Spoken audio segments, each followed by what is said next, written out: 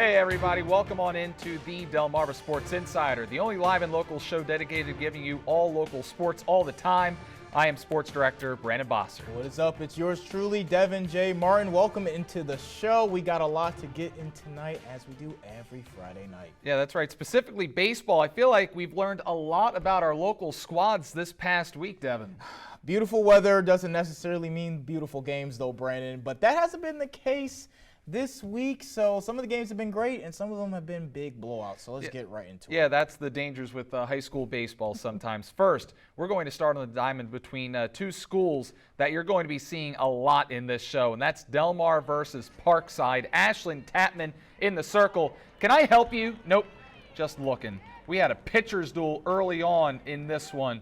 Harley Round now, she's going to send that one right down Broadway, catches another batter window shopping, but Delmar would start to lock in after that. Here's Zoe Coco off and running. She reaches second base safely. Delmar with a chance to do some damage right here. You see Ashlyn Tapman up at the plate. She grounds it to short. The Rams scoop it up and get the out at first, but Zoe Coco comes in safely. Wildcats up 2-0 on Parkside, and the Delmar Wildcats will just be getting started. And Avery Figgs is up, and she's going to send this one right up the middle, and that will be the final nail in the coffin in this one. Figgs gets the RBI single.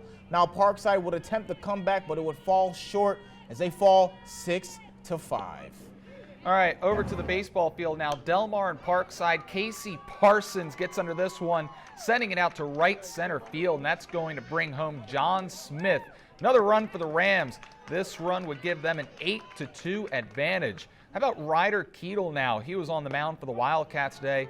He gets Storm Hartman looking on that one. Strike three called, and the Wildcats with one last at-bat coming up. They need a comeback right here. And Casey Parsons looking to close this one out for his Rams, and he gets Ethan Moore to pop up to right field.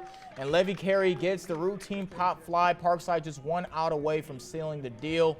Parsons sends this one downrange, and Gavin Powell thinks he has a ball forward, but no chance.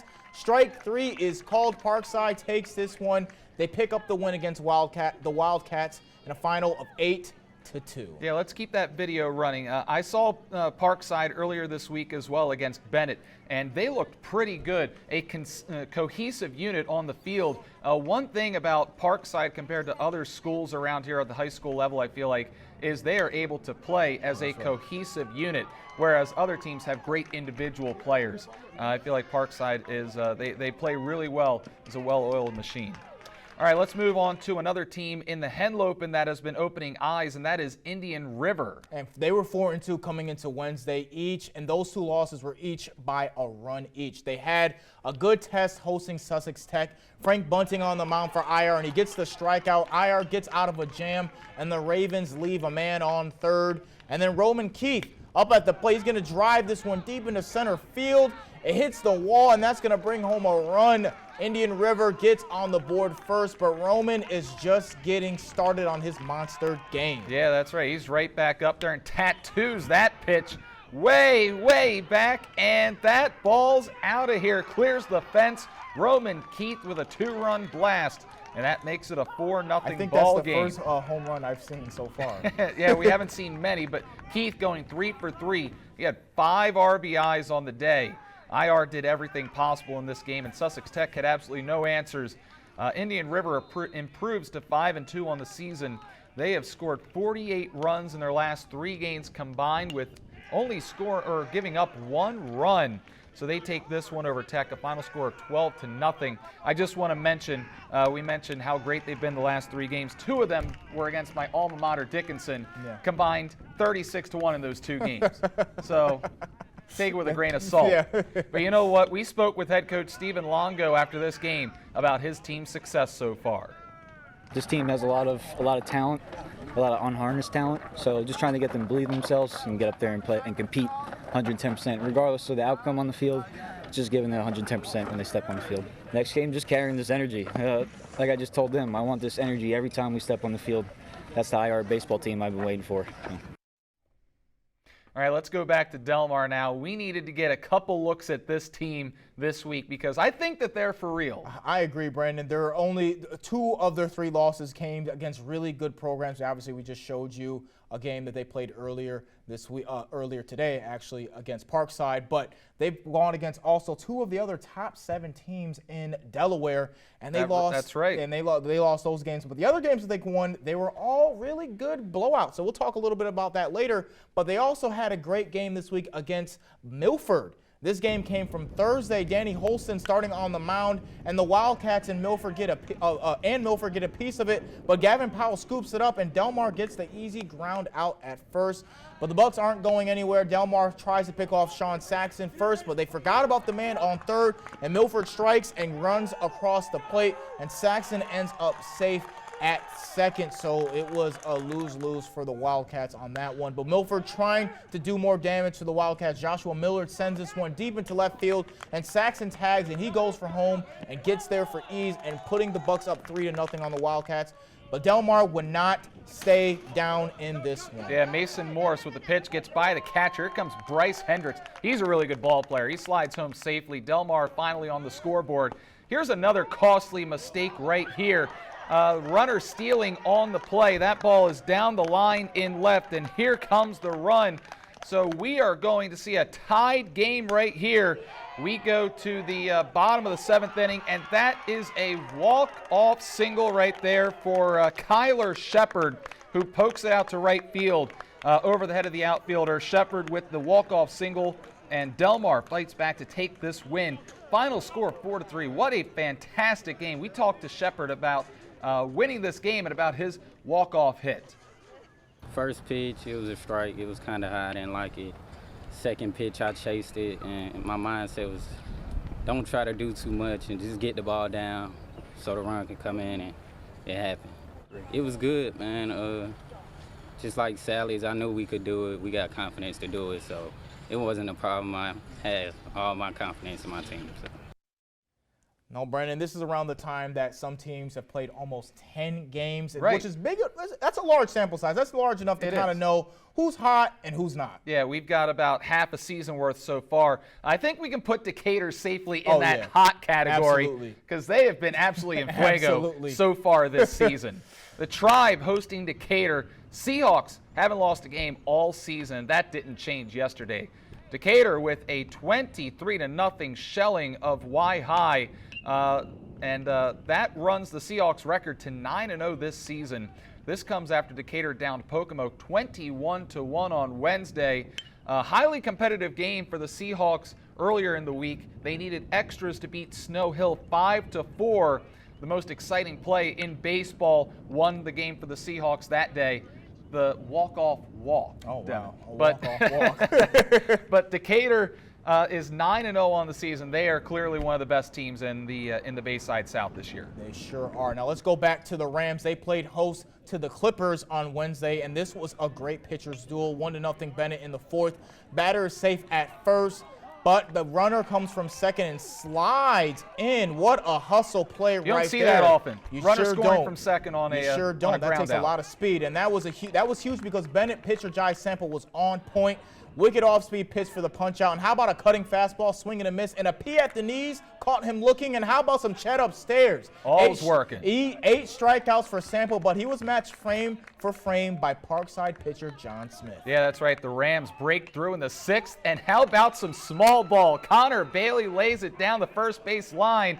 Everyone's safe, and that's the go-ahead run. Next batter is Levin Carey. He's going to lay that one down. And again, misplayed by Bennett. 3-1 Rams. Bennett paying for those mistakes. A third bunt right here for the Rams, and it brings home 2 more runs. Aiton Brinsfield with a 1-2-3 7th to close things out, and Parkside comes back to take this one 5-1. Brinsfield earlier today against Delmar had over 10 punch-outs as well, so he is a very good pitcher. Gets a lot of punch-outs. They win 5-1 against their crosstown rivals. We just bunted the ball, got to a little small ball. It works. They fell apart a little bit. We stayed on top. We just got it done, I guess. There's been a lot of hot teams on the mound across both the Bayside and the Henlopen, and we've covered, obviously, some of them earlier in this block. But in the Henlopen, we talked about them earlier. The Wildcats might be one of the best, if not one of the 2 best teams in Henlopen South. 3 of their 4 wins have been shutouts.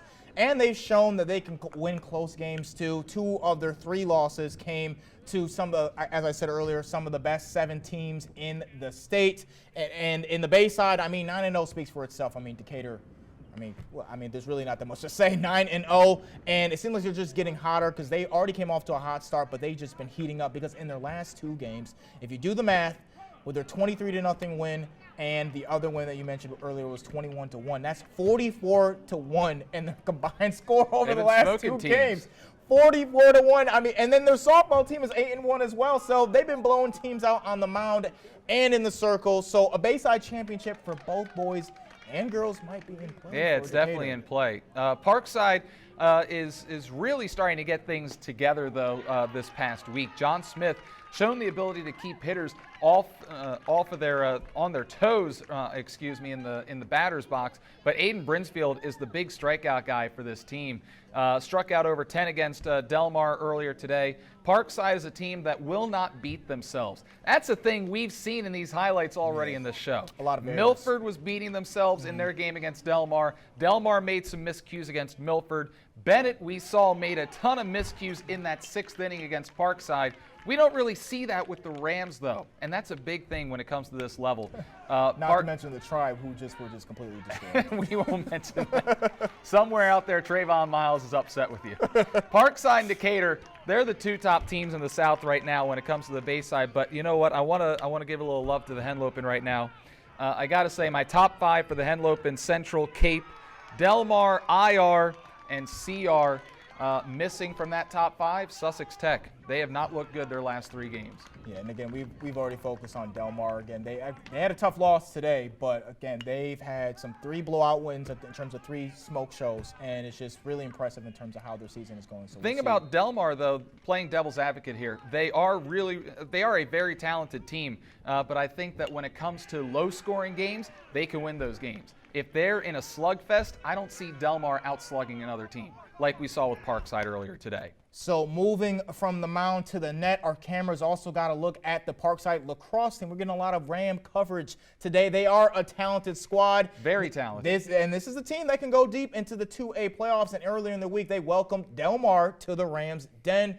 Parkside had control of this one throughout. Hard for the Wildcats to get anything going. Pass inside for future goal, Brady Mancha. That's pretty. Watch him find the net. You see that falling to the ground, plus the goal. That's a top play nominee right there. Now see where that one ends up on the list this later tonight. Now, Delmar keeper Chase Timmons was busy, but he had a good day in the cage. 17 saves on the day, and here's a few of them. Yeah, he was impressive in the cage there for Delmar, but the Rams defense pitching a shutout on the day.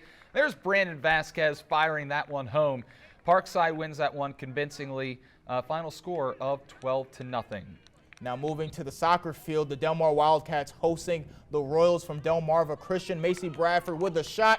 The ball is loose on the ground, but the Royals save it. But the Wildcats will keep being aggressive on the goal. And moving to the second half now is Bradford again with the ball, and she rockets this in the back of the net. You're going to see that right there. Look at that kick. What a perfect goal. Placement. Just got the goalie got the fingertips on it, but just not enough. Just perfect placement, as you said. The Royals will not have an answer for stopping the Wildcats, and Mackenzie Carroll is going to chip this one with the headbutt by Bailey Phillips.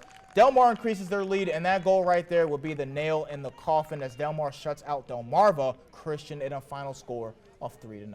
All right, that'll do it for the A block. We're taking a commercial break, but when we return, we've got a local athlete spotlight when we come back with After the Whistle. Don't go anywhere. That and more when Delmarva Sports Insider returns. I'm John Smith from Parkside Baseball, and you're watching Delmarva Sports Insider.